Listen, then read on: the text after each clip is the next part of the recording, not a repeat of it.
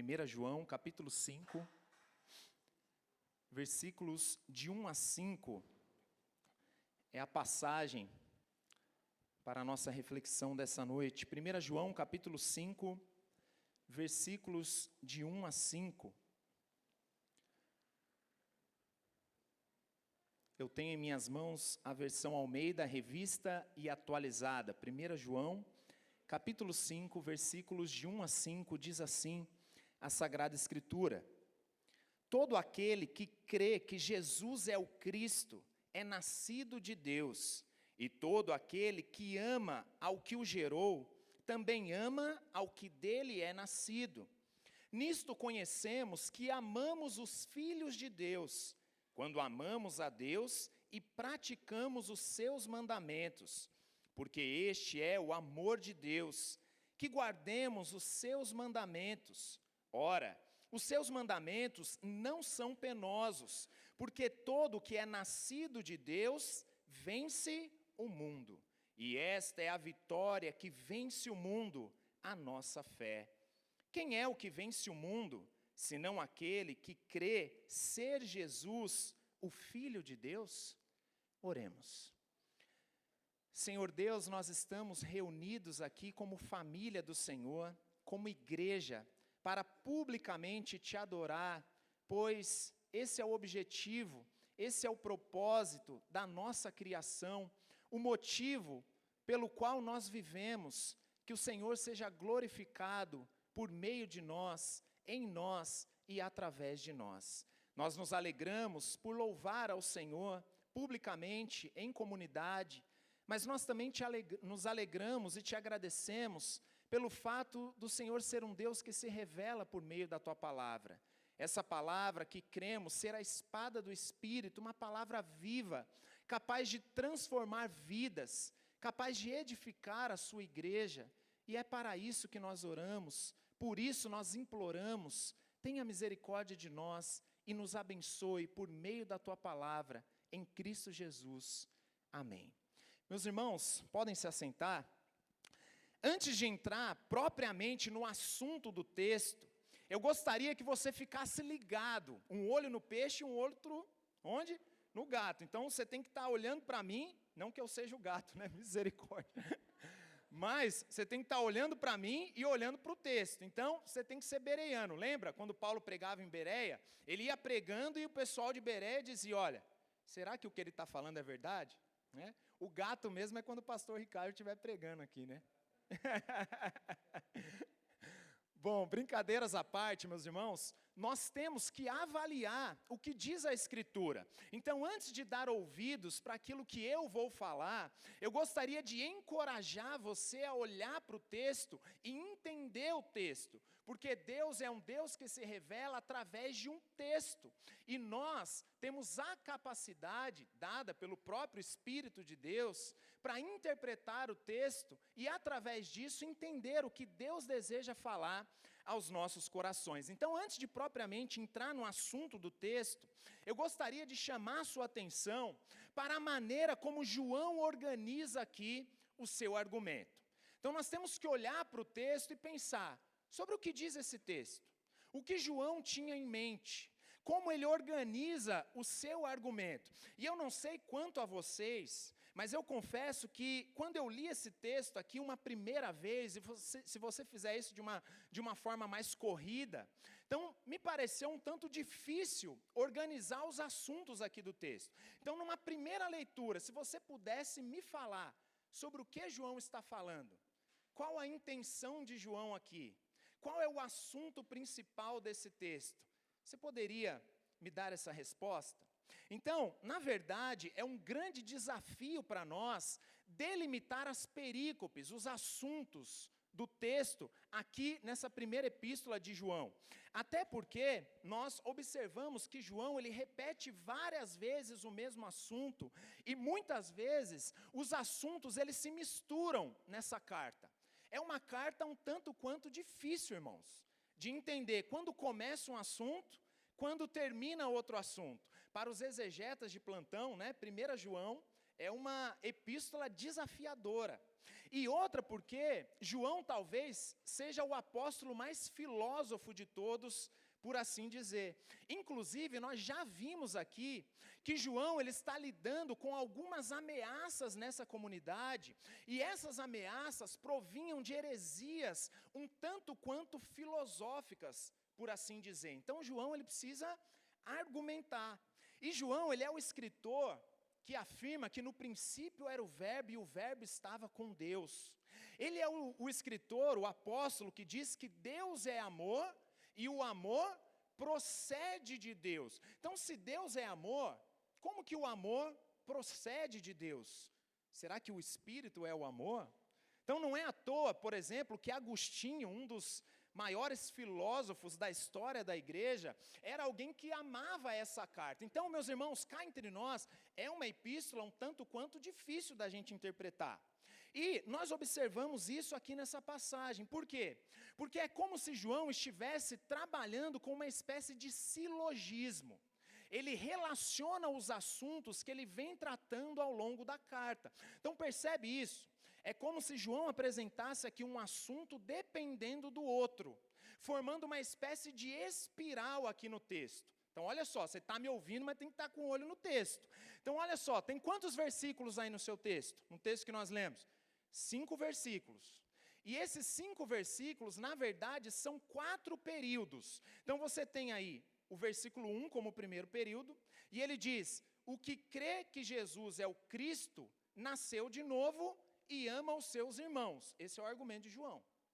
Agora, no versículo 2, um outro período, ele emenda o assunto que ele falou lá atrás, então um assunto puxa o outro, observa aí. O que ama os irmãos, também ama a Deus e pratica os mandamentos. Aí versículo 3 e 4, o que ama a Deus e pratica os mandamentos, também é nascido de Deus e vence o mundo por meio da fé. E o último versículo, o que vence o mundo por meio da fé, é aquele que crê que Jesus é o Filho de Deus. Está observando aí? Fica claro que um assunto puxa o outro. Eu vou repetir, ó. O que crê que Jesus é o Cristo, nasceu de novo e ama os seus irmãos. O que ama os irmãos, também ama a Deus e pratica os mandamentos. O que pratica os mandamentos, também é nascido de Deus e vence o mundo por meio da fé. O que vence o mundo por meio da fé, é aquele que crê que Jesus é o Filho de Deus. Está claro isso? Um assunto puxando outro assunto, formando uma espécie de espiral que fecha no final. Por que que fecha? Olha só, ele começa e termina o texto com o mesmo assunto. Versículo 1, comecinho do versículo 1, ele fala: todo aquele que crê que Jesus é o Cristo. Não está isso na sua Bíblia?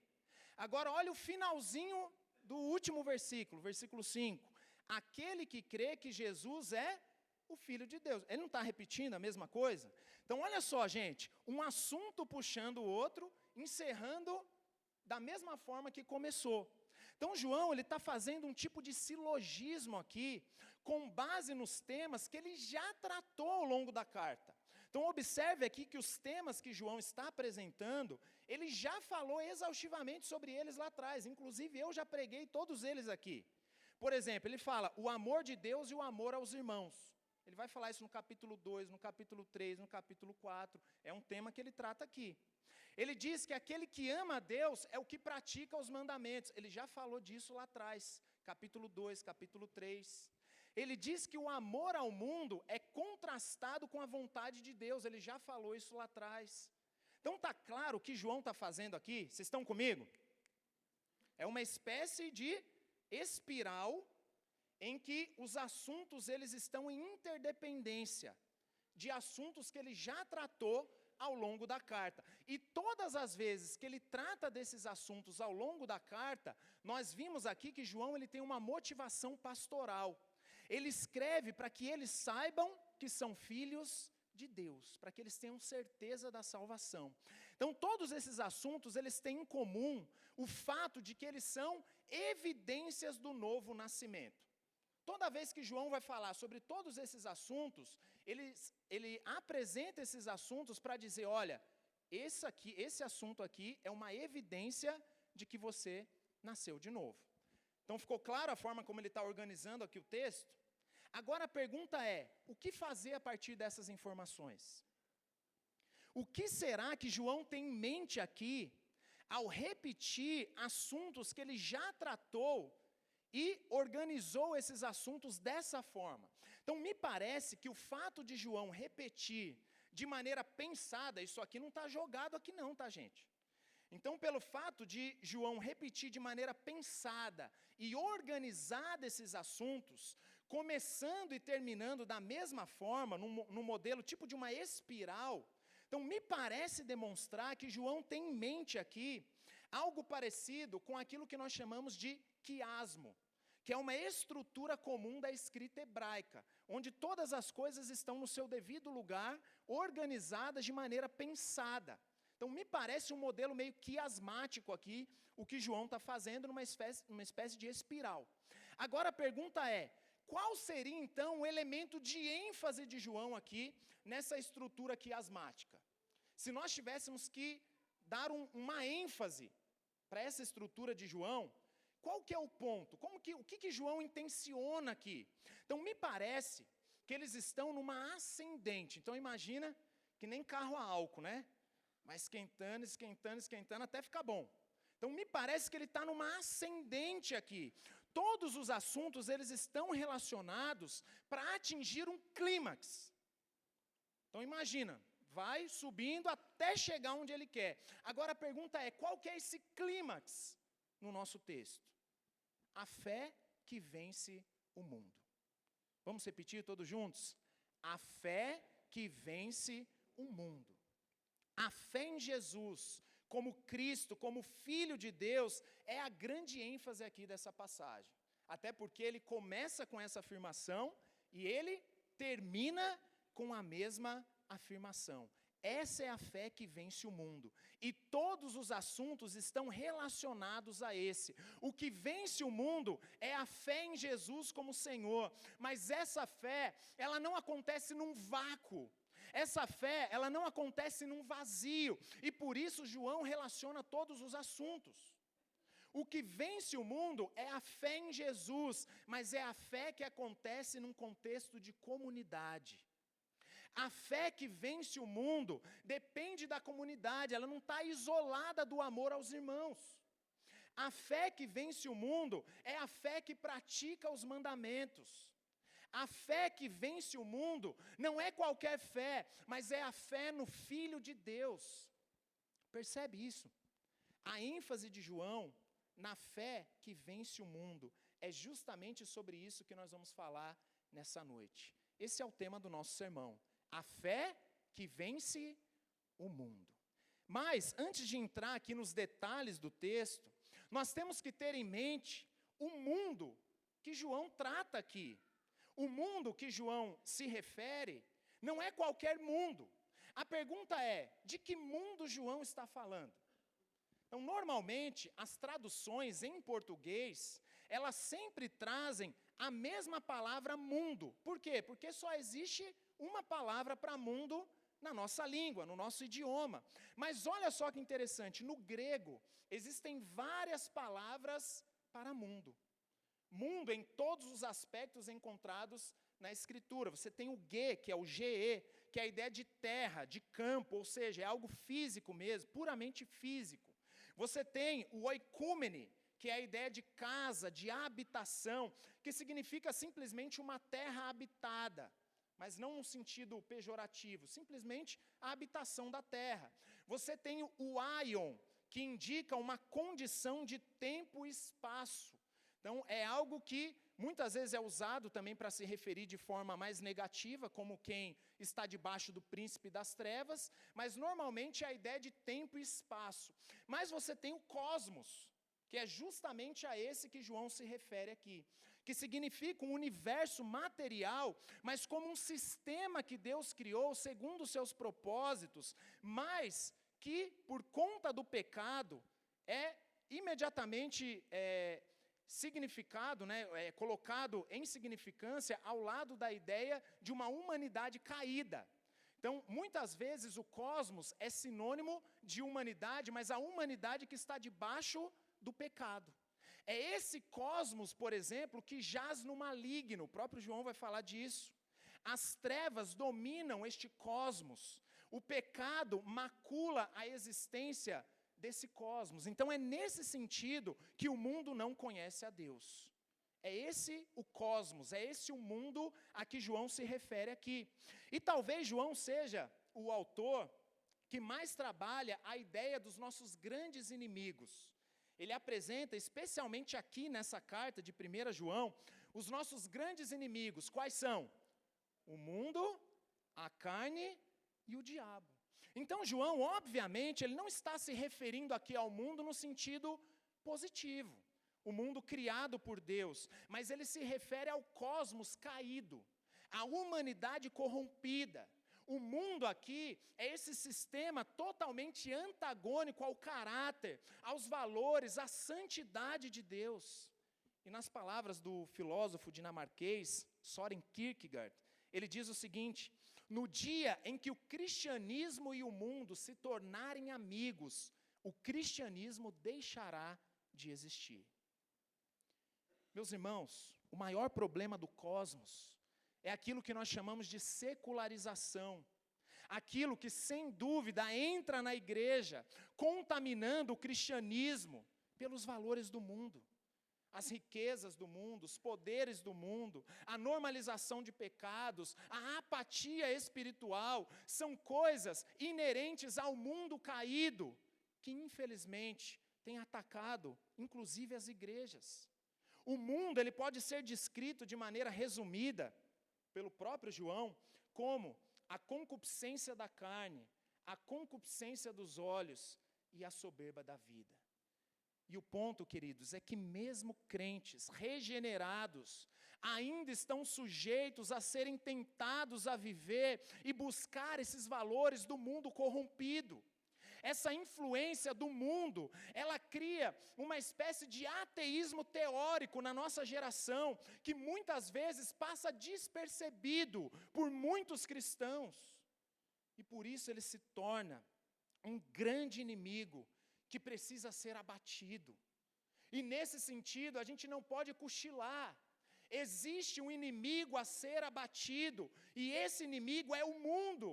Pela identificação desses valores, que muitas vezes está alterando a fé e a prática de muitos cristãos.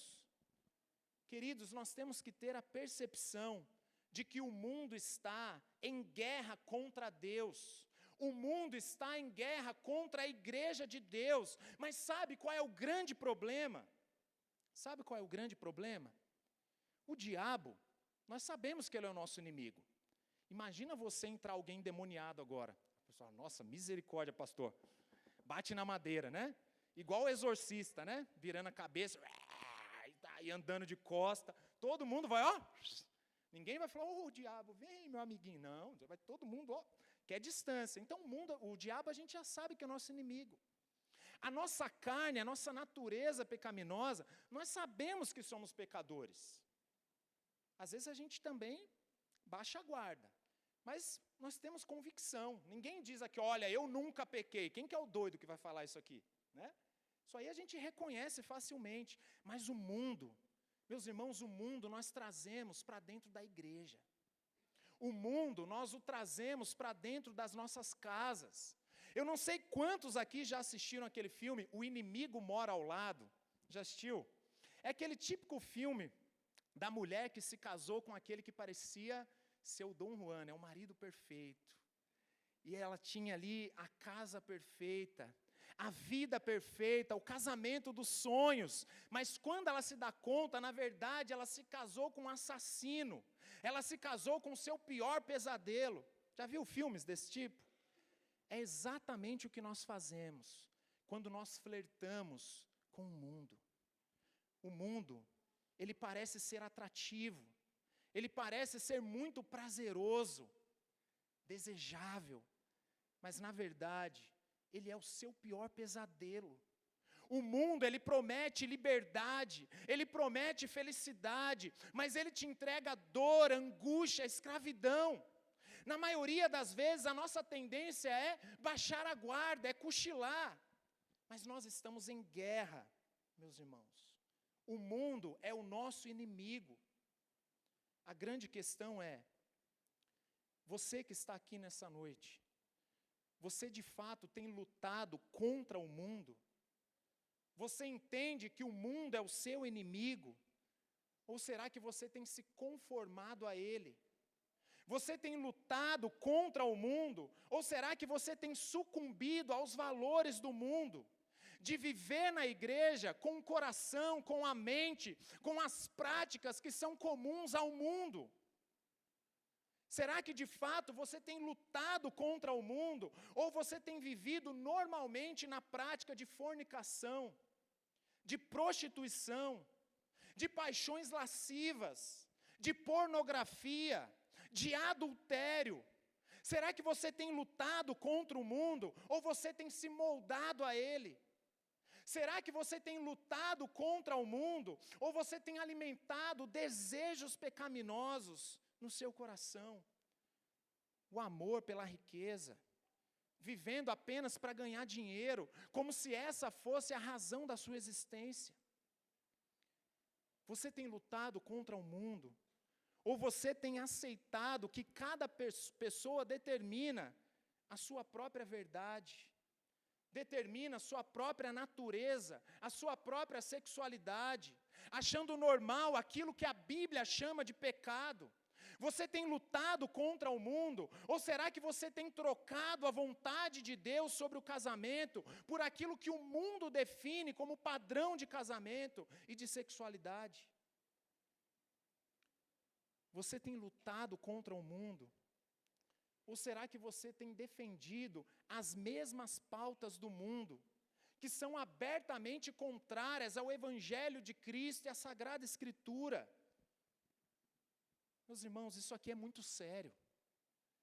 Não temos como ser amigos do mundo e, ao mesmo tempo, sermos amigos de Deus. Não temos como ser amigos do mundo e, ao mesmo tempo, sermos amigos de Deus. Então, esse é um texto que fala sobre uma fé que tem poder para vencer o mundo. Eu gostaria de destacar alguns pontos aqui com vocês. E o primeiro deles é que a fé que vence o mundo é uma fé comunitária.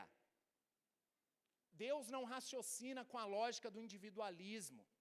Jesus não morreu por você apenas. Ele morreu pela sua igreja. Olha só o que diz o versículo 1. Todo aquele que crê que Jesus é o Cristo é nascido de Deus. E todo aquele que ama ao que o gerou, também ama ao que dele é nascido. Então, obviamente, nós observamos que João, ele utiliza a ideia de mundo como algo bom, certo? Não, como algo inerentemente mal. E ele usa a ideia de cosmos aqui, como vimos, num sentido negativo. E ele parte do pressuposto de que esse cosmos é inimigo de Deus, que nós devemos resistir ao mundo como uma fonte de tentação. E fica claro que não são armas humanas, irmãos. Poder, dinheiro, ou qualquer outra coisa que seria capaz de vencer esse sistema do mundo. Essa humanidade caída que está em aberta inimizade contra Deus. João não diz que você deve, pelo seu poder, vencer o mundo. Pelas suas capacidades, vencer o mundo. A única arma capaz de vencer o mundo é o quê? A nossa fé. A nossa fé. É o que ele está dizendo aqui. Então ele parte do pressuposto de que existe uma luta contra o mundo, certo? Isso está claro no texto. E o ponto de destaque aqui é que essa fé que vence o mundo é uma fé pessoal em termos de salvação, mas ao mesmo tempo ela é inerentemente comunitária. Por quê? Porque é a fé no Filho de Deus que vem acompanhada do amor ao Filho de Deus, e o amor ao Filho de Deus é inseparável do amor aos demais filhos de Deus, que está na parte A do versículo seguinte. Então, como nós falamos aqui nesse versículo, João, ele não está falando diretamente sobre o mundo. Aí você pode pensar, poxa, mas o Danilo está falando aqui que a fé que vence o mundo é comunitária, mas aqui no versículo 1, João não fala sobre o mundo. Por isso que eu comecei o texto explicando a estrutura da perícope, certo?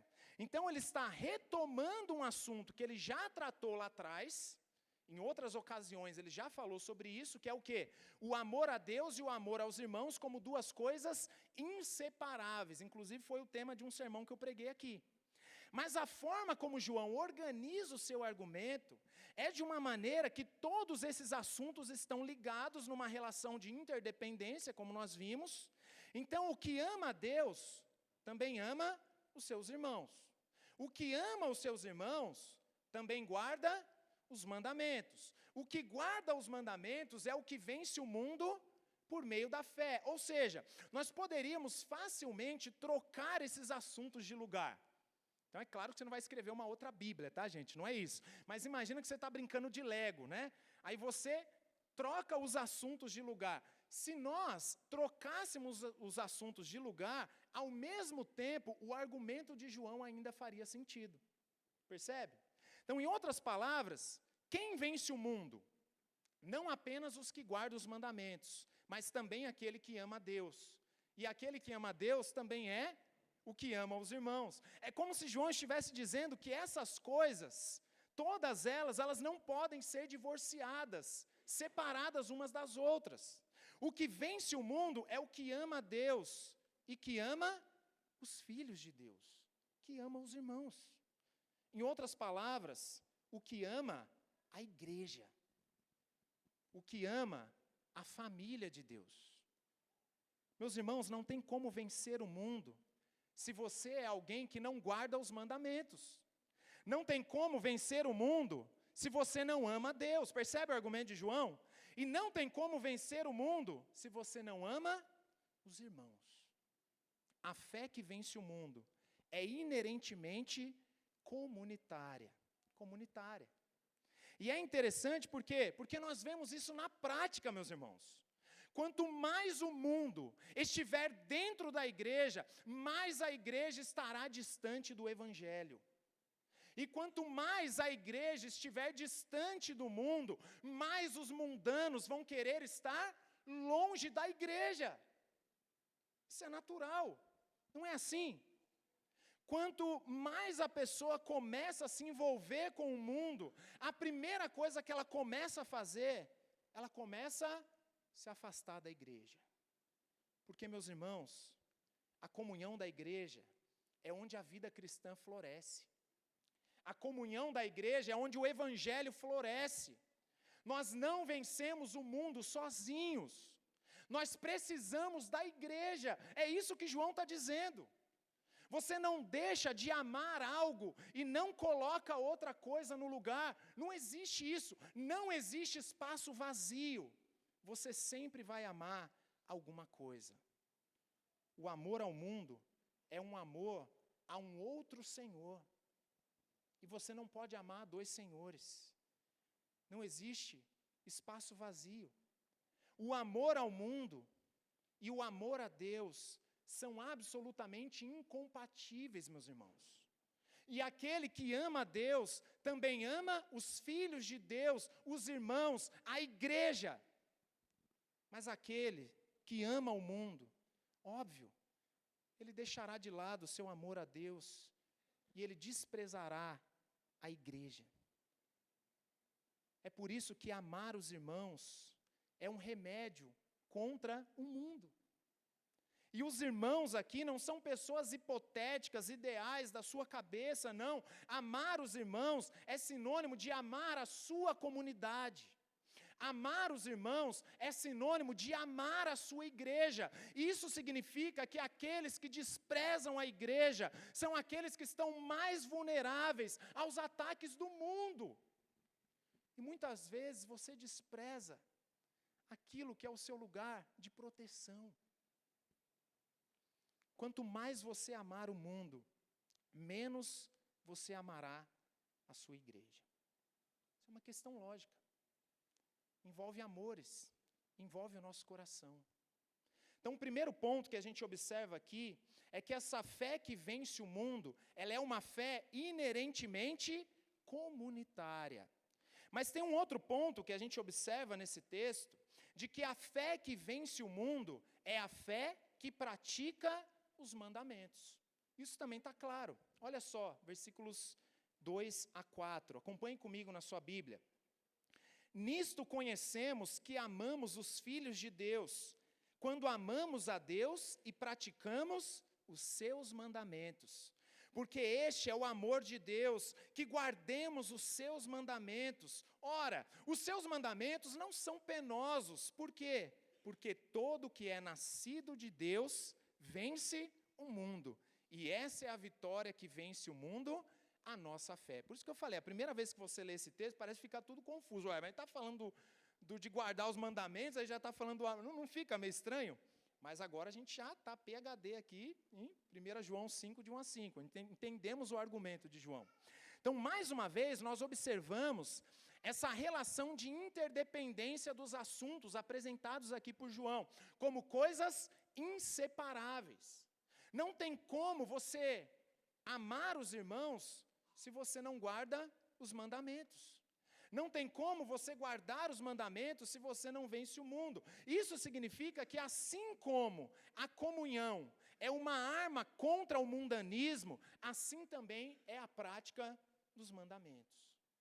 A fé que vence o mundo, como nós vimos, ela floresce no terreno da comunhão. E da mesma forma, ela floresce na prática dos mandamentos.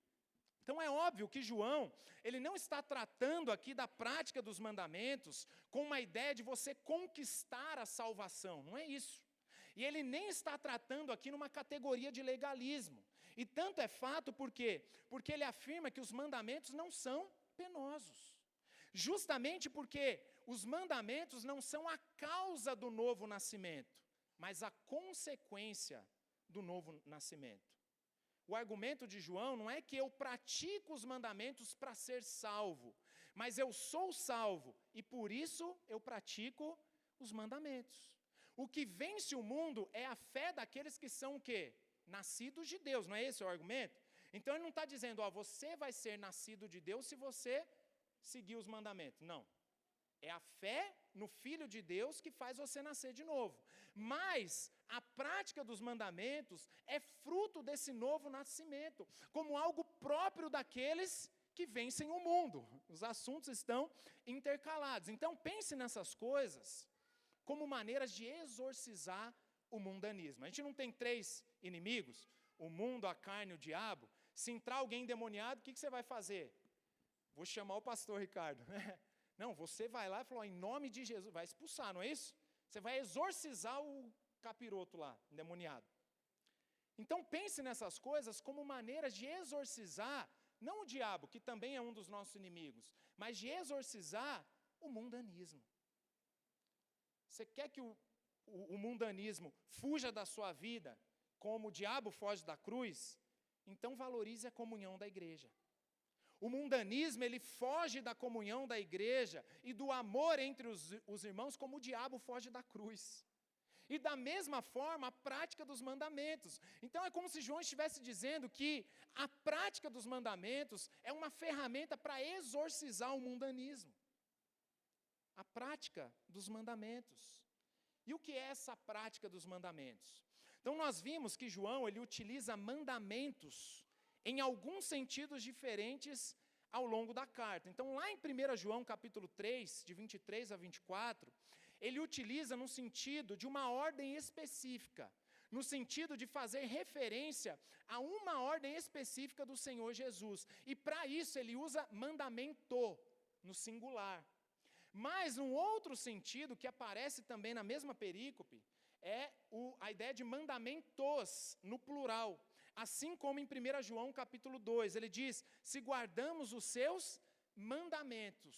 Então essa expressão mandamentos de Cristo, ela é utilizada por João na própria construção sintática do texto, lá no capítulo 2, como sinônimo de sua palavra. Então mandamentos, plural, como sinônimo de palavra de Jesus. E aquele que guarda a palavra, esse tem o amor de Cristo. Ou seja, quais são esses mandamentos que nós temos que guardar? A própria palavra de Cristo. A própria palavra de Cristo. E aqui é como se João estivesse fazendo referência àquilo que ele já escreveu lá no Evangelho de João, no capítulo 14, versículo 15, que diz, se me amais, guardareis os meus mandamentos. Ou seja, o que são esses mandamentos que nós devemos guardar? A própria palavra de Cristo, a verdade ensinada por Jesus. Então, em outras palavras, conhecer a Cristo é estar nele e é guardar a sua palavra e andar em conformidade com a verdade. É viver de acordo com a vontade, com o caráter de Cristo. Isso é guardar os mandamentos. Meus irmãos, por conta do pecado que habita na nossa natureza, nós somos tentados a construir, muitas vezes, as nossas próprias verdades. E esse é o ponto de contato entre a nossa natureza caída e o mundo. Então, se tem um ponto, você sabe que você é pecador ou você ainda acha que não? Se você tem consciência de que você, assim como eu, também é pecador, qual é o ponto de contato entre a nossa natureza pecaminosa e o mundo? Uma boa dica é a gente olhar para a queda. Assim como Eva, que cedeu à mentira da serpente, de que ela podia determinar uma verdade de maneira autônoma. Não foi isso? Não, não é bem o que Deus diz. Ou seja, você pode determinar a sua própria verdade. Foi assim com Adão que ele achou que poderia existir um sistema de valores próprio, divorciado da ordem de Deus. E é o que nós fazemos todas as vezes que nós pensamos ser possível seguir as nossas próprias verdades, os nossos próprios mandamentos. E quando nós fazemos isso, nós não estamos seguindo os mandamentos, seguindo a palavra de Jesus, nós estamos seguindo o nosso próprio mandamento, o nosso próprio sistema de valores. Porque, queridos, seguir a Cristo implica em viver de acordo com o seu caráter, com a sua verdade. Meus irmãos, nós vivemos numa sociedade pluralista, que diz que a verdade é plural. Não tem uma verdade, tem várias verdades. Uma sociedade que nos incentiva a pensar a verdade como plural, a verdade como algo que deve ser relativizado. Inclusive, essas coisas passam a ser vistas como virtude. Uma pessoa que vive assim é intelectual, né? Não seguir uma verdade absoluta, isso aí é coisa de gente retrógrada. Seguir uma ética baseada nas nossas próprias verdades, isso sim é visto como algo louvável, como algo libertário. É libertário. Construa as suas próprias verdades. Não existe verdade absoluta. Não é isso que nós ouvimos? Mas a realidade, queridos, é que não tem como seguir a Jesus e não obedecer à sua verdade. Não temos como seguir a Jesus e não seguir os seus mandamentos. As duas coisas não podem ser divorciadas. As duas coisas, elas não podem caminhar juntas. Seguir a Cristo e a nossa própria verdade. Pelo contrário, seguir a Cristo implica em obediência da verdade. Seguir a Cristo é caminhar na verdade. A verdade de Cristo é absoluta. Assim como uma das primeiras coisas que uma pessoa faz, quando começa a alimentar o mundanismo na sua vida, é o quê? Como nós vimos, se afastar da comunhão. E ao invés de amar mais os irmãos, começa o quê? Começa a tentar justificar.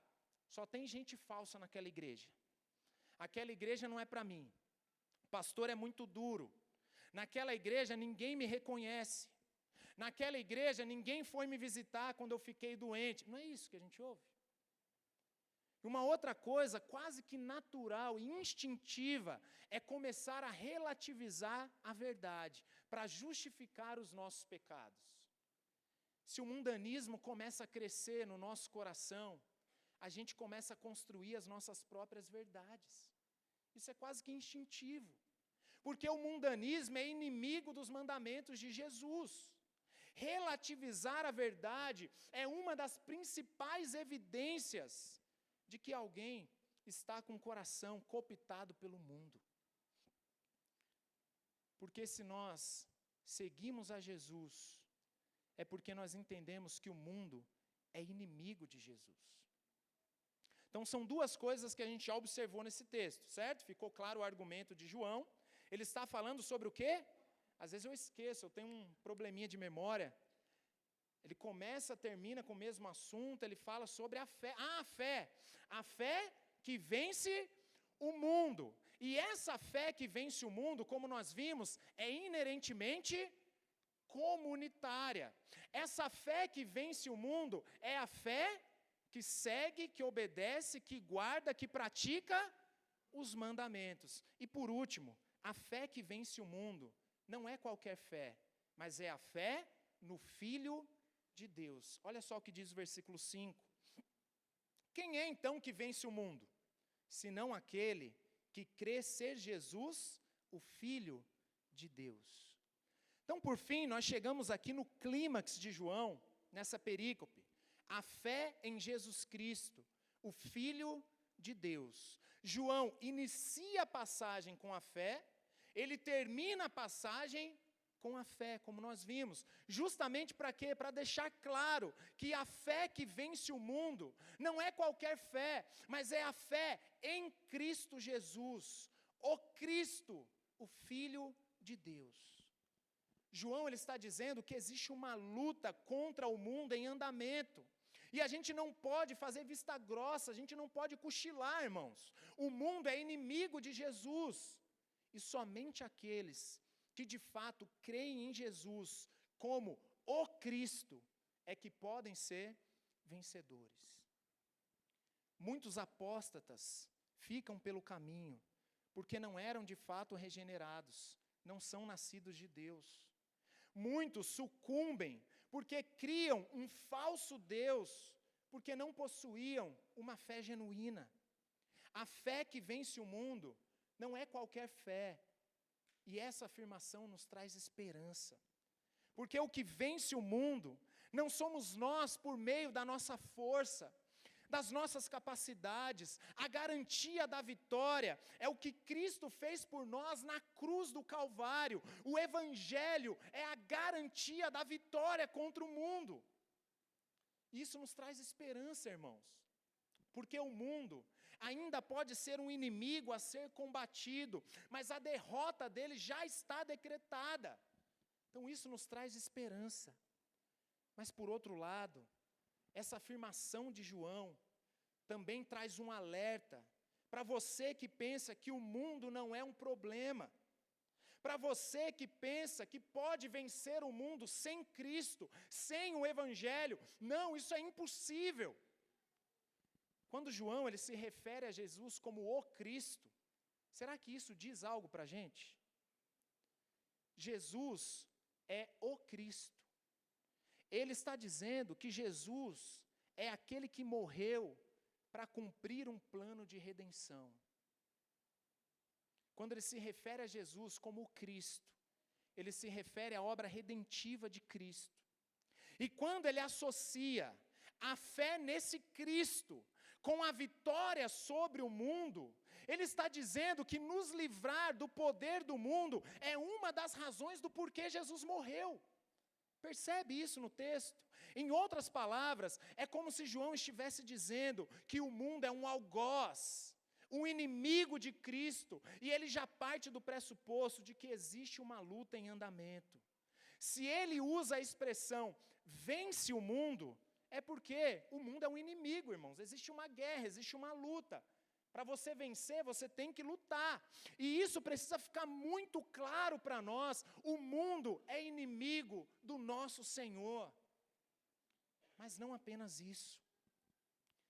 Algumas pessoas sabem que o mundo é um inimigo. Eu sei, o mundo é um inimigo. Mas muitas não entendem a gravidade disso. Meus irmãos, olha para a seriedade disso aqui.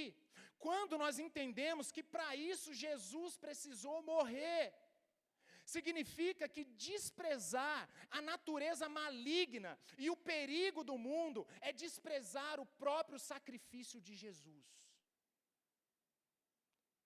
Jesus é o Cristo. Se você despreza a natureza maligna, nociva do mundo, você está desprezando a cruz de Cristo. se você ama o mundo, o amor de Deus não pode estar em você. Por isso, queridos, nós temos aqui uma mensagem de esperança, mas também temos uma mensagem de alerta. É uma mensagem de esperança para aqueles que nasceram de novo e que estão lutando contra o mundo. E você, assim como eu, nós vamos lutar contra o mundo enquanto nós aqui vivemos. Mas a cruz de Cristo é a garantia de que nós seremos mais do que vencedores. O mundo não pode nos derrotar. O mundo não pode derrotar a igreja. O mundo não pode roubar de nós aquilo que Cristo garantiu por nós na cruz. Meus irmãos, essa é uma mensagem de esperança. Mas ao mesmo tempo, essa mensagem também nos traz um alerta. Um alerta para todos aqueles que estão se enamorando com o mundo.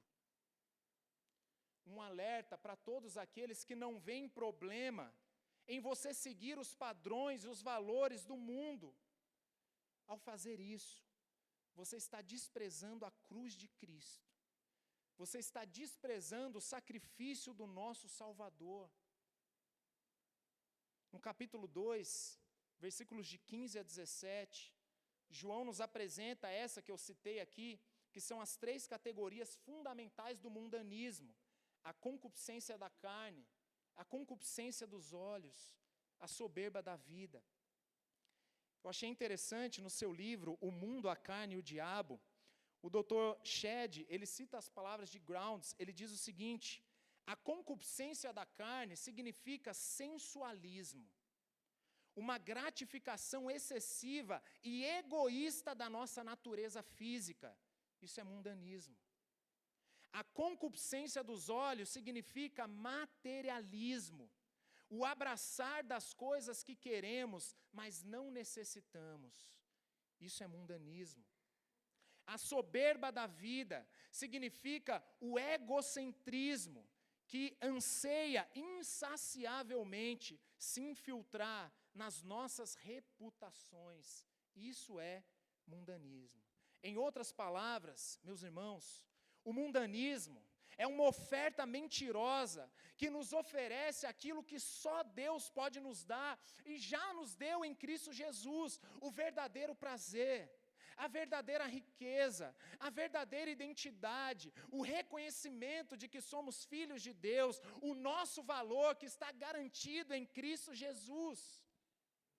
Mas o mundo é mentiroso. O mundo nos oferece um banquete, mas, na verdade, ele nos entrega migalhas, tristeza, pobreza, ilusão. Uma boa ilustração disso é a parábola do filho pródigo. Lembra? O mundo, ele nos atrai com os seus prazeres, com as suas riquezas, com a sua fama. O mundo diz: carpe diem, viva a vida intensamente. Faça tudo o que você quiser, faça tudo o que você puder, tudo aquilo que você tiver vontade para ser feliz, venha. Não é isso que o mundo diz? Use o que quiser, se relacione com quem você quiser, faça o que você quiser. Por quê? Porque o mundo é pequeno demais para você, você merece ser feliz. Ele te promete tudo isso para fazer você sair da casa do seu pai, da comunhão com seus irmãos. Mas no final, ele te entrega bolotas de porcos, de vergonha, de sujeira.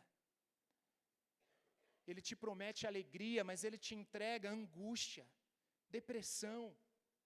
Ele te promete o status, a fama, mas faz de você um mendigo sem qualquer dignidade. O mundo é mentiroso. A alegria do sexo casual, das baladas, das drogas, das festas, da riqueza, do luxo, do poder, do status, da pretensa autonomia para você determinar a sua própria verdade. Essas coisas, elas se apresentam para você como liberdade, mas elas se transformam num algoz que deseja te escravizar, te destruir, te matar. Somente em Cristo nós encontramos um banquete preparado. para nos sentarmos à sua mesa e cear com Ele, o nosso Senhor. O mundo jamais será capaz de nos oferecer isso, meus irmãos. Eu gostaria de encerrar com uma palavra pastoral para você que tem alimentado desejos mundanos no seu coração. Você que tem sido seduzido pelo mundo, preste atenção nisso. Ninguém abandona sua esposa do dia para a noite. Os filhos não começam a usar drogas da noite para o dia. Os filhos não se afastam da igreja da noite para o dia. Casais não se divorciam da noite para o dia. Famílias não se afastam da igreja da noite para o dia. Corações endurecidos começam com pequenos desejos. E esses pequenos desejos, eles surgem como pequenas atrações e pequenas concessões. Por isso, cuidado com o orgulho do seu coração. Em nome de Jesus, cuidado. O orgulho de não dar ouvidos aos seus pais. O orgulho de não dar ouvidos aos seus pastores, aos seus irmãos. Cuidado. Cuidado ao alimentar críticas no seu coração contra os seus irmãos, contra a sua igreja. Cuidado ao pensar que pequenas mentiras não são um problema. Mentes cauterizadas começam com pequenas concessões, são caminhos que, se fosse apresentado para você, o destino deles você não trilharia, mas começa com pequenas tentações, pequenas concessões, pequenas justificativas. Por isso, se começou a brotar um sentimento de desprezo pela igreja no seu coração, cuidado com isso. Você percebe que algo está em contraste com aquilo que Deus diz a respeito de determinado assunto, e você começa a querer relativizar a palavra de Deus em nome de uma ideologia, em nome de um pressuposto seu. Cuidado com isso. Talvez o seu desprezo pela igreja, ou pela palavra de Deus, os mandamentos, como nós vimos, seja justamente por isso. Porque você não quer ser confrontado pela verdade. Você não quer trazer luz ao seu pecado. E ao invés de confessar o seu pecado, de abandonar o seu pecado, você vai começar a se tornar uma pessoa crítica, a desprezar a palavra de Deus e a igreja de Deus. O pecado, queridos, ele sempre vai optar pelas trevas, porque ele não quer ser descoberto. Hoje, você só quer pecar em paz. Hoje, você só quer pecar sem ter ninguém no seu pé, sem ter nenhum peso na sua consciência. Mas depois, quando você menos esperar, você vai estar amarrado pelas correntes desse próprio pecado. Meus irmãos, o mundo é como uma prostituta que te oferece prazer, alegria e alívio, mas no final ela só quer o seu dinheiro, ela não se importa com você. O mundo é como as drogas, que te oferecem prazer, refúgio, conforto, mas no final ela só vai te consumir o seu dinheiro, a sua saúde, a sua dignidade. O mundo te promete liberdade, mas ele te entrega tristeza, escravidão, vergonha. Por isso, venha para a luz. O evangelho tem sido pregado. A graça de Deus tem sido oferecida. Venha para a luz. Abandone os seus pecados, confesse os seus pecados. Existe graça no evangelho de Jesus, existe restauração na graça de Deus, existe esperança em Cristo para você, porque o pecado não é maior do que a graça de Deus. Eu creio de todo o meu coração no poder restaurador da graça de Deus. Confesse o seu pecado. Se aqui você tem sido incomodado, significa que é aqui que você precisa estar. Porque a cruz, ela expõe a nossa culpa, mas não para a nossa vergonha. porque Cristo já foi envergonhado em nosso lugar naquele madeiro. Ele carregou o nosso vitupério para nos cobrir com o seu sangue inocente e nos conceder o seu perdão. A cruz de Cristo expõe a nossa culpa para nos oferecer o verdadeiro alívio, a verdadeira alegria, o verdadeiro propósito e a verdadeira salvação. Existe graça no sangue de Jesus. O mundo é inimigo de Cristo, mas a fé no Evangelho é uma fé que vence o mundo. Amém? Feche seus olhos. Gostaria de convidar aqui o Ministério de Música, Pastor Ricardo, que faça uma oração, colocando diante do Senhor as nossas vidas.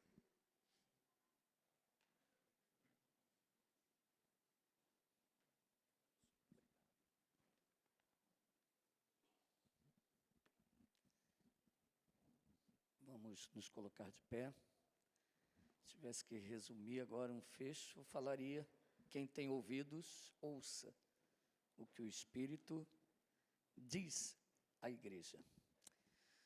Senhor Deus, nós te louvamos por essa palavra, nós te agradecemos, porque tu és um Deus zeloso, um Deus que cuida da igreja no geral e de cada membro desta igreja. Tu és um Deus fiel, transcendente, mas pessoal, que fala conosco pelo poder do teu Espírito Santo. Que hoje seja uma noite de arrependimento e de alerta. O Senhor tem falado de uma forma especial, profeticamente, poderosa. Obrigado pela vida do teu servo, pastor Danilo, que tem sido usado como um instrumento em tuas mãos, como portador da tua voz nesta noite. Obrigado por abrir os nossos corações para ouvir a tua mensagem. Senhor, obrigado, porque o Senhor venceu o mundo para que, ó Deus Todo-Poderoso, nos desse condições de vencer pela fé no teu Filho Jesus. Senhor, obrigado, porque o Senhor também tem falado com pessoas, Senhor, aqui. O Senhor tem livrado e alertado, Senhor, vidas aqui nesta noite. Ah, meu Senhor, obrigado, porque tu és um Deus fiel, poderoso, gracioso, mas um Deus justo, um Deus que não admite o pecado. Tu és aquele que expõe os nossos corações. Tu és aquele que ama esta igreja. Obrigado, Senhor, por tudo, pela tua palavra. E agora queremos adorar o teu nome. Em Cristo. Amém. Louvemos ao Senhor.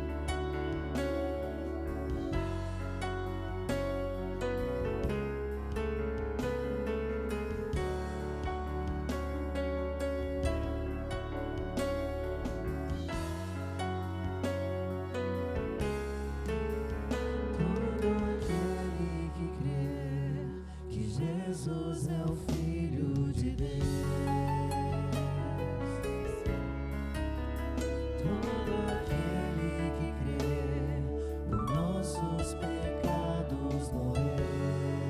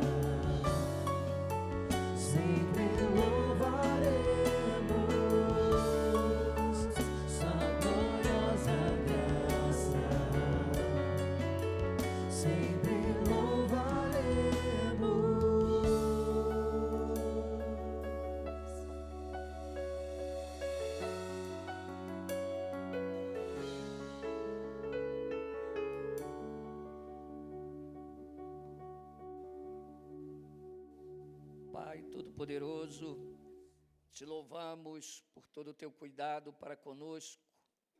Deus bendito e eterno, que enviaste o teu Filho Jesus Cristo, teu único Filho unigênito, para dar a vida por nós na cruz. O Senhor que venceu o mundo na cruz do Calvário e ressuscitou ao terceiro dia, e certamente virá para nos buscar.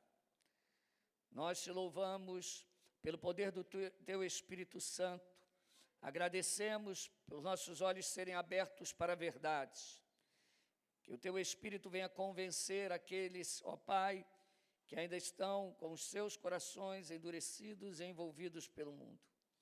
Que o Senhor faça obra em nossas vidas, que o Senhor nos proteja e nos guarde, que a nossa fé esteja firmada no Filho de Deus, que se fez carne e habitou entre nós, que a nossa fé no Evangelho de nosso Senhor e Salvador Jesus Cristo seja o nosso escudo, seja a nossa proteção contra todos os ataques malignos do mundo, da carne e do diabo. Nós te louvamos, ó Deus, por essa noite. Nos despede em paz, debaixo da tua proteção, Senhor. Deus triuno, te adoramos.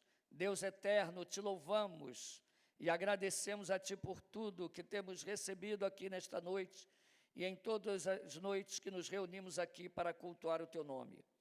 Te agradecemos em nome de Jesus Cristo. Amém.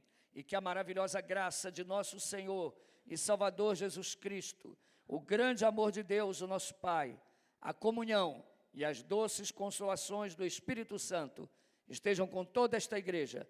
Digamos juntos, amém. Paz seja convosco. Os irmãos se assentem um minutinho, preciso dar um aviso.